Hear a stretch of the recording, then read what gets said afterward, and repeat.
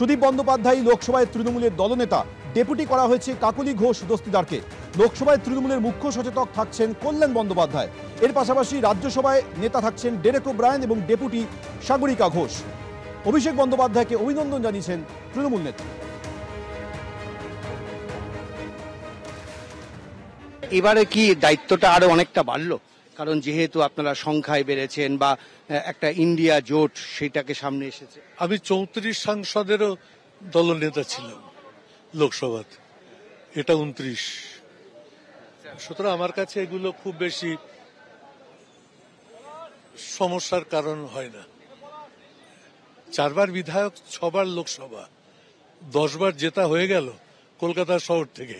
এখন তো জিনিসকে সহজভাবে নিতে হবে। তাপস রায় তার একমাত্র রাগ ছিল যে আপনি কেন দলনেতা থাকবেন, কিন্তু আমরা দেখলাম নির্বাচনে দাঁড়ালো, হেরে গেলেন, কিন্তু আবার সেই আপনিই দলনেতা। এসব নন এন্টিটি, এদের নিয়ে এখনই আমার মন্তব্য করা শোভা পাওয়া উচিত নয়। কিন্তু তিনি যদি আসতে চান, ওয়েলকাম। এসব দল সিদ্ধান্ত নেয়। আজকে তার সম্পর্কে মমতা ব্যানার্জি বলেছেন তো বৈঠকের মধ্যে। এই সরকার আর কত, 1-1.5 বছরের সরকার। তো আত্মনির্ভরশীল ভারত করতে গিয়ে নরেন্দ্র মোদী পরনির্ভরশীল প্রধানমন্ত্রী হয়েছেন।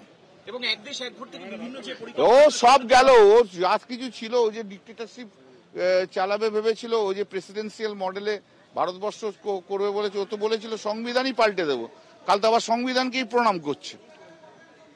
এর অনেক রকম রূপ আছে নরেন্দ্র মোদী। এই এখন আরেকটা রূপ, এখন বুঝতে পারছে চাপে পড়লে কি হয়। আমার মনে হয় হিরণ নিজে জেতার জন্য এটা করেছে। আমার মতে রাজনীতি এটা ভাষা। হিরণের পুরো আমার কোনো রাগ অভিমান কিছু নেই। ওকে শুভেচ্ছা, জীবনে আরো উন্নতি করুক, আরো ভালো। ও জীবনে যাই ভালো কিছু করতে চায়, আমার শুভেচ্ছা ওর সঙ্গে থাকবে। এটা আমি তো দল, আমার মনে হয় জলে আমার তৃণমূলে যদি আসে, দল যদি আমাকে জিজ্ঞেস করে, তো আমার কোনো আপত্তি নেই। তো রাজনীতি তো আমি হিরণ কি বলছি সেটার জন্য তো করছি না, মানুষ কি চায় সেটার জন্য করছি। আমি যে কথাটা দিয়েছিলাম যতগুলো ভোট পাবো ততগুলো গাছ লাগাবো, আজকে আমি আপনাদেরকে বলছি আমি কাল থেকে গাছ লাগাচ্ছি। আমি বলেছিলাম যতগুলো আমি ভোট পাবো ততগুলো গাছ লাগাবো। আজকে আমি কথা দিলাম, আমি যতগুলো ভোট নয়, ঘাটা লোকসভা কেন্দ্রে যতগুলো ভোট পড়েছে এবং হিরণকে যতগুলো ভোট পড়েছে, শুধু নোটাটা বাদ দিয়ে, কারণ তারা কাউকে চাননি, নোটা সংখ্যাটা বাদ দিয়ে ঘাটা লোকসভা কেন্দ্রে যতগুলো ভোট পড়েছে, সেটা সিপিএম এর পক্ষে, বিজেপির পক্ষে, অন্যান্য দলের পক্ষে এবং আমার পক্ষে, সমস্ত পক্ষকে নিয়ে যত সংখ্যা হচ্ছে আমরা ততগুলো গাছ লাগাতে চলেছি সামনের 5 বছর। বাস এটাই। Thank you.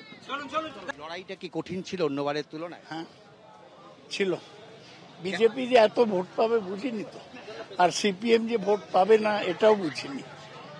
তাই কিন্তু মানে এবার যে কোনো বারের চেয়ে বেশি পরিশ্রম করেছে।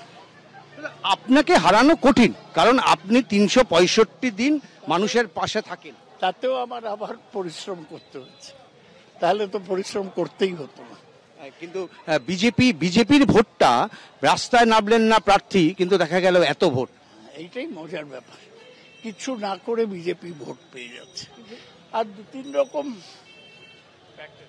ফ্যাক্টর, যারা